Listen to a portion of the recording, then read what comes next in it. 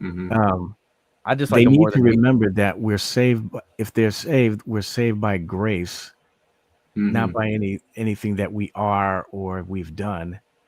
Right. And we need to show that same type of attitude towards people who we assume are not saved.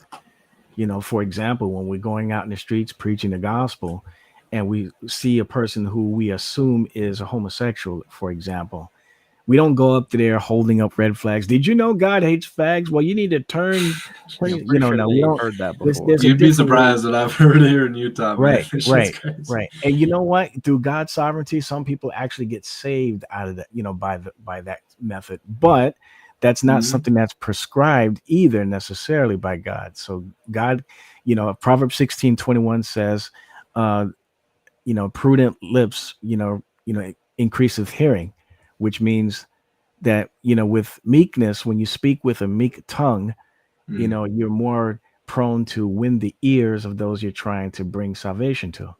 You know what I mean? Yeah, absolutely. Yeah. And so And so plus, if if they I'm felt deeply convicted to want to be saved, they would seek it out. At the end of the day, they would right, go into a right, church. They would. right, I don't believe that you really evangelize people like that.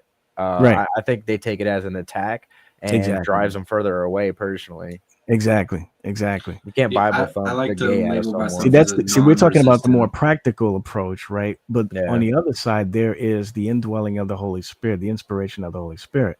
So even though we're saying all these true things to an individual, that doesn't mean that they're going to get saved. You know what I Yeah, you mean? can Yeah. tell a drunkard all day how bad it is, and they're still going to turn up the bottle tomorrow. Right. So And you So can be nice as possible, but that doesn't mhm. mean they're still going to You want can't to help hear what you those have to that say. don't want to help themselves. If we're assuming that's a real so big what do you problem or think whatever. about somebody like me, who I would label myself as a non-resistant agnostic? Right. I very much welcome the idea of God. I Oh, go that was to you for a church long after time. church after church. Haven't yet been convinced, or really, honestly, I haven't really seen the light, I guess, or the truth the way a lot of Christians tell me they have. Am I therefore condemned to hell, even though I very much welcome a lovingly Father? I very much welcome a perfectly just God. I very much would love to build a relationship with Him. But personally, even though I'm very non resistant and open to pretty much any bit of information, I just personally haven't been convinced. Why am I condemned to hell?